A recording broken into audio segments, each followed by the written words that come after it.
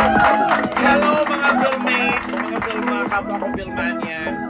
Ako'y bumabati sa inyo at nagpapasalamat dahil hanggang sa mga panahon ito, 2024, katatapos nga lang ng celebration nitong March ng International Women's Month, kung saan napakaraming pelikula ng ating hinahangaang idolo, movie icon, acting legend, box office queen, best actress of all time, star for all seasons, kumare, ninang ng anak ko, kaibigang matalik na talaga namang iniidolo natin, si Miss Vilma Santos Recto.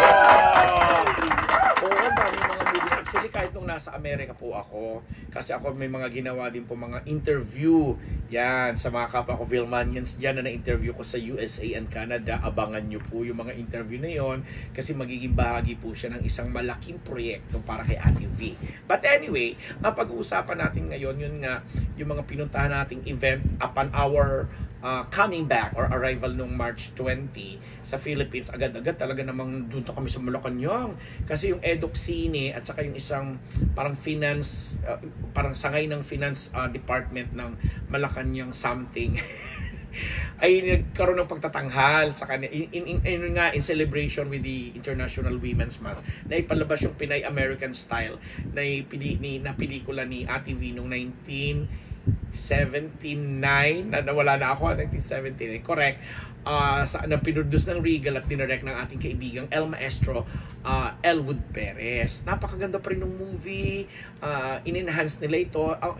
Hindi siya restored but in-enhance. May ibang ganung proseso and gusto natin pasalamatan yung Edoxine at saka yung mga grupo na mga kababaihan na nung March po 2024 ay nagpalabas talaga ng mga pelikulang nagpapakita ng kakaibang mga roles ng mga artistang babae sa movie at karamihan nga po sa movies na ipinakita nila tinangal sa iba't ibang lugar, iba't ibang okasyon ay mga movies ni Ate V kagaya nung sa St. Paul yung anak, tapos yung Pinay American Style, tapos yung Tagos ng Dugo, dekada 70, Sister Estela L na lahat ay talaga namang ako bias. Talaga sobrang bias na Vilmanian. Sasabihin ko, wala yata ni isa man akong masasabing pelikula na talagang matatawag nating walang kwenta ang performance ni Ate V at walang kwenta ang kalidad ng movies na mga nabanggit. Kasi lahat ito, mga classic ng movies na talaga namang pag ni-review ng isang gustong magpakadalubhasa at pag-aralan ang sining ng pelikula sa Philippines, hindi po pwedeng hindi mo pagdaanan or hindi mo pwedeng purihin ang mga ganitong obra na ginawa at pinagbidahan ng isang Vilma Santos. Sabi ko nga, nung Pinay American Style, sabi ko nga, habi nga natin 1970, ang galing-galing mo na palang umarte. Ibang klase ka na palang artist. Ang lalim-lalim na ng kaya nagyayabang si Direk Elwood Perez na sabi niya, hindi siya Noranian, hindi siya Vilmanian, pero pagkasama niya at katrabaho niya ang isang Vilma Santos, nagiging totoo at tunay siyang direktor. Ano pang ibig sabihin nun? Diba? Nagiging isang tunay siyang direktor pagkatrabaho niya at kasama ang isang Vilma Santos. But anyway, so binigyan nga sila ng award dun sa Malacanang. And then, ako talagang nag-flashback sa akin ang lahat. Kasi ilang beses ko na rin naman napanood yung Tagos ng Dugo sa mga commercial runs. Ilang beses na naming pinag-usapan ito nung teacher ko po, ang yumaong Direk Mario de los Reyes, isa po sa mga unang naging mentors ko sa showbiz. Simula po ako nung pumasok noong 1986-87, mula po kay Ate Lourdes, ang yumaong Inday Badiday, hanggang dito kay Direk Mario de los Reyes, na naging teacher ko po sa UP College of Mass Communication in 1988 at nagawa niya at na-direct niya si Ate V sa pelikulang Tagos ng Dugo in 1987. Tapos, nung naging officer din po si Direk Mario ng UP Mascom Alumni Association kung saan naging presidente siya ng 3 term. Ako po'y naging bahagi ng 3 term na yon. Naging bahagi meaning naging official din po niya ako at naging utusan. Di ba? Proud ko sasabihin na naging utusan ako. Sa totoo lang naman kasi nung nag-aaral pa rin po ako sa Mascom sa UP, naging PA na po niya ako, production assistant na taga-deliver ng mga scripts noon dito sa Magnatech, sa may LVN, Magnatech, project dito sa may Quezon Avenue mula sa UP, ganyan. At isa siya sa mga unang-unang nagbabayad sa akin ng mahal, libo-libo nang binibigay niyo sa akin, take note, diba? Taray, this was in 1987-88. So, bumalik sa akin lahat yung mga memories. So, mapanood ko kung gaano kaganda, kung gaano kahusay ang pelikulang Tagos ng Dugo na sadly ay inisnab or naisnab ng Orian nung mga time na yon, kasi parang dinideclare yata ng Orian nung Gawad Manunuri nung mga time na yon na wala para sa kanila ang nag-excel na pelikula nung time na yun, nung period na yun. But sorry, sabi nga natin kung sa mga ibang pagkakataon ay sinasabing time is the truth, the ultimate truth teller. Ngayong mga panahon na 2024 at nang napanood natin to, nagkamali talaga ng bonggang-bongga ang mga tagagawad at manunuri noon nung diniklara nilang, sinasabi nilang walang magagaling na pelikula noong 1987 na kung saan isa nga po ang Tagos ng Dugo sa mga pelikulang ito na pinagbidahan at superbly acted ng isang Vilma Santos.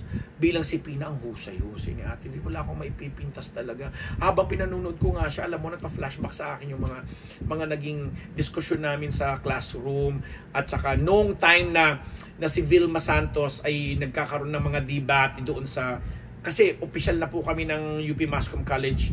UP Mascom College.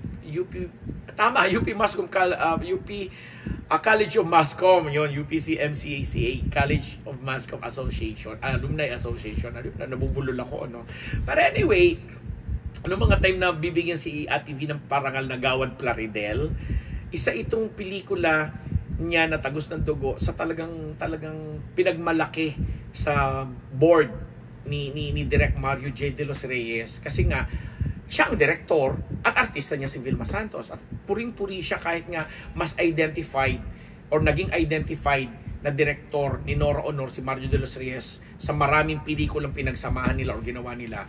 Pero dito sa Tagos ng Dugo, pinagkapuri niya ng bonggang-bongga. I-aside pa natin yung Sinungaling Mong Puso yata, yun nakasama si Gabi at saka si Aga na si Direk Mario din ng si Aiko Melendez yun na si Direk Mario din J din ang nagdirect. Pero sa Tagos ng Dugo, sobrang proud si Direk Mario na sinasabi nga niya na yun ang that time na sinasabi niyo ng pinaka magandang obra na nagawa niya sa kasaysayan ng kumaga sa filmography niya, yun ang pinakabongga niyang nagawa. Tapos 'di ba nagkaroon nga ng issue sa manunuri, naalala ko pa noon sa mga private discussion namin, and sana mag-take ako ng liberty to relate this to you or to make this kwento na parang kuya make this kwento na parang nung ginawa ni Direk Mario yung Magnifico na kung saan talagang sa napakadaming category ay napapurihan ito ng manunuri o urian.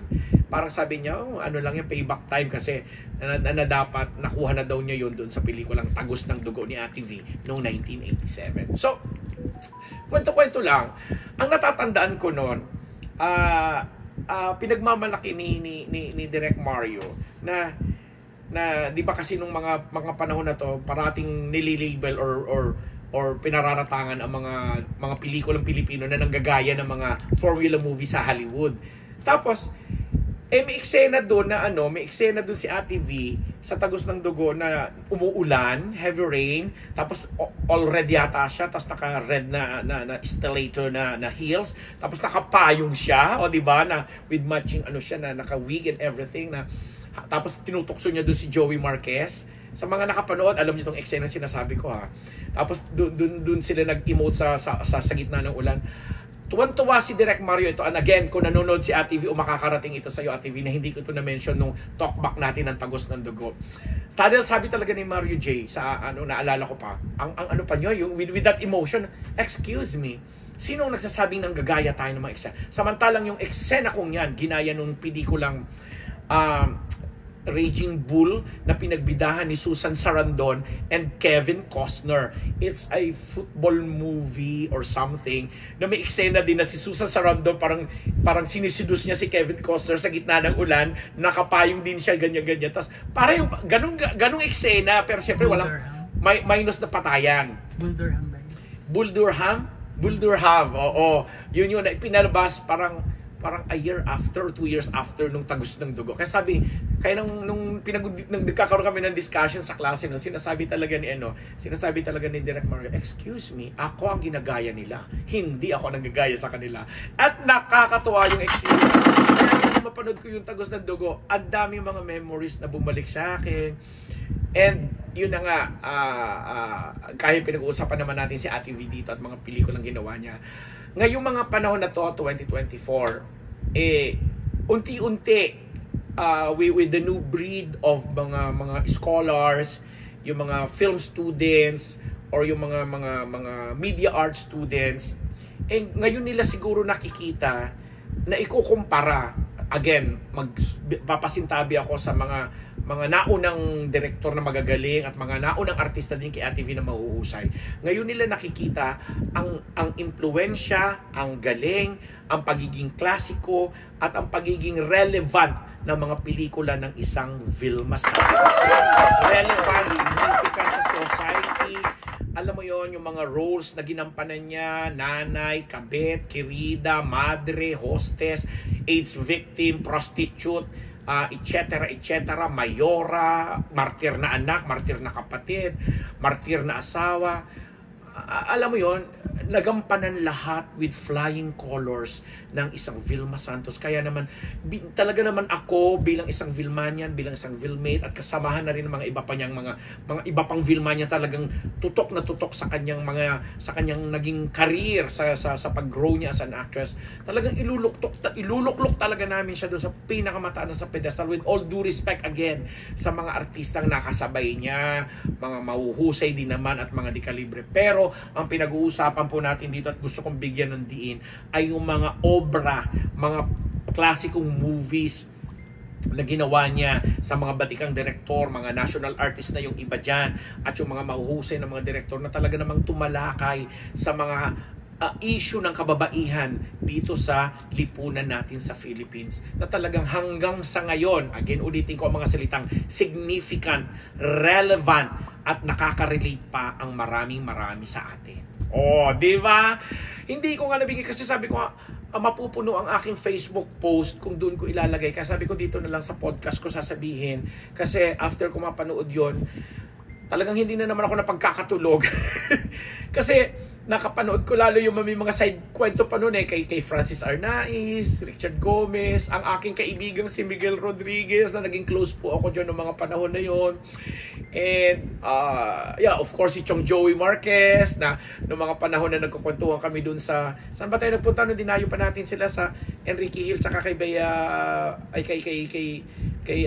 Liza Zuberano sa La Presa, di ba, dinayo pa natin yan, tapos kwentuhan kami ng kwentuhan ni Chong, tapos napag-usapan namin yung pelikulang Tagos ng Dugo ni Ate V, tapos sino pa ba mga iba doon, marami pang iba, di ba, ang saya-saya ng mga experience na yan, na kahit sabi ko kay Direk Mario, siguro kung napaaga-aga na naging estudyante niya ako at PA, na kumbaga na-delay lang ng 1 year kasi teacher, 1988 ko siya naging teacher, 1987 naman niya ginawa yung pelikula. Kung sabi ko napagaga, baka nga nagpresenta pa ako na mapasama sa produksyon, mapasali sa kung ano pa mang aspeto ng produksyon ng Tagos ng Dugo noong mga panahon na yon. So malungkot din ako kasi hindi na maririnig nito ni na Direk Mario, pero ito kunikwento ko ay base po sa mga siguro mga classmates ko at yung mga ibang nakasama namin sa UP College of Mass Communication Alumni Association na nakakatanda o nakakaalala ng mga ganitong kwentuhan namin ichikahan, makakapagpatunay kayo na itong mga pinagkukwentuhan na pinagdadadaldal ko dito ngayon tungkol sa pelikulang yan ay pulos katotohanan lamang. O di ba? Kaya nga biglang na-interest ako, pinanood ko yung Buldurham na yun Yes, Ate V, grabe, tinalbugan mo si Susan Sarandon. Tinalbugan mo yun ni Joey Marquez, si Susan Sarandon at Kevin Costner doon sa eksena ninyo na sabi nga ni Direk Mario J, mas nauna niyang ipinakita sa movie screen kaysa doon sa pelikula nila, no? Excuse me. Charot! At may mga iba pang pelikula. Siyempre, nandiyan dyan yung Dekada 70, yung Anak nga, as I said, Sister Estela L, Dulzura Cortez, na ngayon ay nagiging paksa, nagiging subject na kung paanong nag-grow ang mga women's roles sa mga pelikulang Pilipino. And ito yung pinagmamalaki po namin na again, without batting an eyelash, sasabihin ko sa inyo ng diretso na hindi siguro nagagawa ng sinong actress sa mga dekadang ito sa panahon ito, kasi again, iniisip nila yung love team, iniisip nila yung ganito, ganyan, or hindi nila kinakaya na gumanap sa mga ganong role, or may mga nakikita tayong mga ibang artistang babae na ginagawa nila yon, pero hindi kasing husay, hindi kasing dekalidad na mga nagawa na ni Ate V, Vilma Santos. Ate V, congratulations, mabuhay ka, at sa mga susunod po nating asignatura at pagsasama-sama ay talaga naman walang sawa po kaming pupuri sa iyo, walang sawa rin kaming ipapaalala sa mga young generation ngayon ang mga klase ng mga pelikulang nagawa mo, ginawa mo, inihandog mo sa mga manonood na talaga namang sabi mo anong panahon na ginagawa mo, ikaw ay talagang sumusunod lamang sa direktiba ng yung director, mga writer at mga kasama mo, at ngayon nakikita ng lahat, napaka-genius mo pala, very smart, very brilliant, at napakahusay ng mga ataking ginawa mo sa iba't ibang roles na ginampanan mo, at ngayon ay lalong pinapupurihan hindi lang dito sa bansang ito, maging sa labas ng Pilipinas. Mabuhay ang mga Vilmanians, mabuhay ang mga Vilmates. Maraming salamat din po sa mga sponsors po namin dito sa Unbearable Channel. Ako ang inyong lingkod, Papa Unbearable, Ambet Nabus, nagpapasalamat!